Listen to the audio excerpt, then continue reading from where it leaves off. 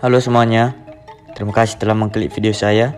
Di video ini saya akan membahas sistem informasi akuntansi, yaitu kasus 11, siklus konversi perusahaan Jim & Clean. Daftar isi dari video ini: yang pertama, pendahuluan; kedua, diagram konteks; yang ketiga, data flow diagram atau DFD; yang keempat, bagan alir atau flowchart; dan yang kelima, kelemahan pengendalian internal; dan keenam, saran perbaikan dari kelemahan tersebut; dan yang ketujuh, bagan alir untuk menyelesaikan kelemahan. Sebelum masuk ke penjelasan berikutnya, saya akan memperkenalkan diri saya terlebih dahulu. Perkenalkan, nama saya Aldo Solagresio Ginting dengan NIM 2005082047, jurusan akuntansi Politeknik Negeri Medan. Yang pertama, kita akan membahas pendahuluan, kasus 11, siklus konversi. Perusahaan Jim & Clean merupakan industri yang bergerak dalam industri manufaktur yang memproduksi sabun dan deterjen. Untuk sabun yang dihasilkan adalah macam-macam sabun mandi, baik sabun cair maupun sabun padat, dan di mana jenisnya sangat beragam dan banyak variannya. Begitu juga untuk produk deterjennya. Mereka mengeluarkan deterjen bubuk dan deterjen cair. Pada awal tahun, para produsen sabun dan deterjen memberi Jim & Clean pesanan yang didasarkan pada prediksi anggaran penjualan. Akan tetapi, pesanan ini dijamin hanya untuk bulan pertama. Setelah itu, tiap produsen dan sabun deterjen dapat merevisi pesanan per bulan. Sistem Jim & Clean saat ini mensyaratkan pesanan bahan baku dimasukkan ke para pemasok setiap triwulan. Sementara pesanan tersebut memberikan gambaran umum apa yang diharapkan. Pesanan daripada produsen mobil dapat naik atau turun secara drastis setelah bulan pertama tersebut. Berdasarkan proses produksi batch ini, dalam siklus konversinya, pesanan yang telah disepakati sebelumnya atau blanket order dikirimkan secara langsung ke tahap produksi, perencanaan, dan pengendalian. Dalam tahap ini, bahan baku dan kebutuhan operasi akan ditetapkan. Di tahap inilah dokumen produksi yang dibutuhkan atau daftar kebutuhan bahan baku, lembar urutan kerja dibuat dan digabungkan dengan laporan status persediaan dari bagian pengendalian persediaan dan spesifikasi teknis yang dibutuhkan dari bagian teknik untuk membuat permintaan pembelian. Saat ini, tahap penjadwalan produksi masuk dalam tanggung jawab tempat kerja. Tempat kerja, supervisor yang bertugas akan membuat perintah kerja, lembar perpindahan, dan permintaan bahan baku. Berbagai dokumen ini dikirimkan ke bagian akuntansi biaya dan juga digunakan untuk membuat file perintah kerja terbuka. Tempat kerja tersebut juga menahan beberapa salinan dari berbagai dokumen ini agar dapat digunakan untuk memulai aktivitas produksi. Di bawah sistem saat ini, ketika produksi dimulai, bahan baku yang berlebih akan langsung dibuang. Pusat kerja juga membuat berbagai dokumen pencatatan waktu kerja yang dibutuhkan atau kartu waktu untuk gaji dan jam kerja, serta mengirimkan informasi ini ke bagian akuntansi biaya juga. Setelah siklus produksi selesai, jadwal produksi dan lembar perpindahan akan digunakan untuk menutup file perintah kerja terbuka. Dengan satu salinan perintah kerja akan dikirimkan ke gudang barang jadi, sementara lainnya dikirimkan ke bagian pengendalian persediaan. Pada tahap awal produksi, salinan dari permintaan bahan baku dikirimkan ke bagian penyimpanan persediaan agar bahan baku yang dibutuhkan dapat dikeluarkan ke tempat kerja. Sebuah salinan permintaan bahan baku disimpan dalam file di bagian penyimpanan persediaan. Bagian pengendalian persediaan dilibatkan dalam seluruh proses produksi batch. Bagian ini menerbitkan dokumen status persediaan ke fungsi produksi, perencanaan, dan pengendalian agar kebutuhan bahan baku diterima dari bagian penyimpanan persediaan hingga file persediaan dapat diperbaharui. Ketika berbagai file tersebut diperbaharui, maka permintaan bahan baku dikirimkan ke bagian akuntansi biaya. Sementara file yang diperbarui digunakan juga untuk membuat voucher jurnal yang dikirimkan ke bagian buku besar. Satu salinan dari permintaan bahan baku, permintaan pembelian, dan dokumen perintah kerja akan disimpan dalam file di bagian pengendalian persediaan. Ketika bagian akuntansi biaya telah menerima semua informasi yang dibutuhkan dari berbagai bagian lainnya, file barang dalam proses akan diperbaharui. Semua dokumen tempat kerja atau kartu perpindahan, kartu waktu, permintaan bahan baku, kelebihan bahan baku, dan retur bahan baku bersama dengan sebuah salinan perintah kerja disimpan di bagian akuntansi biaya. Pada akhir tahap ini, bagian akuntansi biaya membuat voucher jurnal dan mengirimkannya ke bagian buku besar. Voucher ini bersama dengan yang dikirimkan oleh bagian pengendalian persediaan digunakan untuk memperbaharui buku besar. Kedua voucher jurnal tersebut disimpan dalam file di bagian buku besar. Diagram konteks. Dari gambar berikut ini dapat kita lihat pelanggan akan membuat blanket order dan mengirimkannya ke dalam siklus konversi.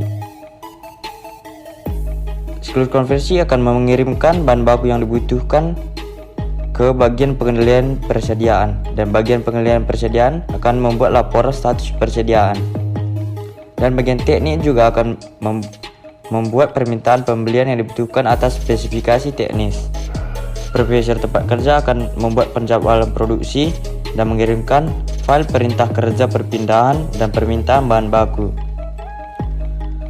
Permintaan bahan baku tersebut dikirim ke bagian akuntansi biaya, dan bagian akuntansi biaya akan membuat voucher jurnal yang akan diterima oleh bagian buku besar.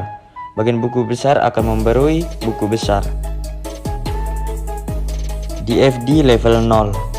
Pelanggan akan mengirimkan blanket order ke dalam sistem 1.0, yaitu produksi, perencanaan, dan pengendalian. Bagian pengendalian persediaan akan mengirimkan laporan status persediaan.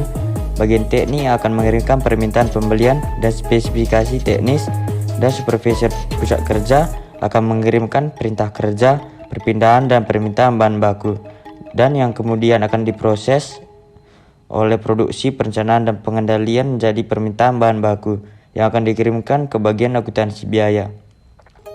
Bagian akuntansi biaya akan mengirimkan voucher jurnal ke dalam sistem 2.0, yaitu mengentry voucher jurnal dan mengirimkan voucher jurnal tersebut ke bagian buku besar untuk memperbarui buku besar.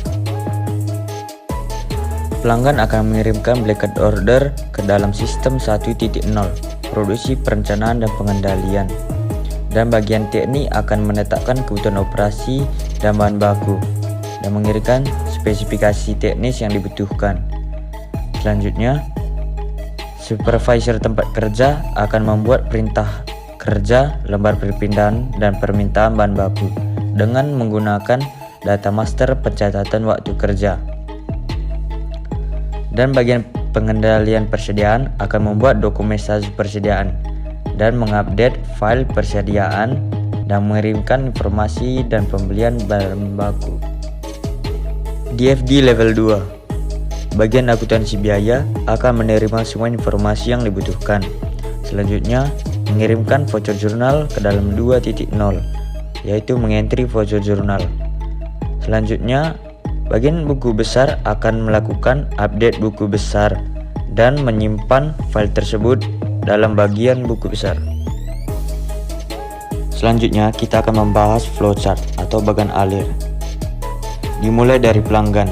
Pelanggan akan membuat kesepakatan pesanan dan blanket order. Blanket order tersebut akan digunakan oleh departemen bagian teknik untuk menentukan spesifikasi teknis. Bagian pengendalian persediaan juga menggunakan blanket order untuk membuat laporan status persediaan.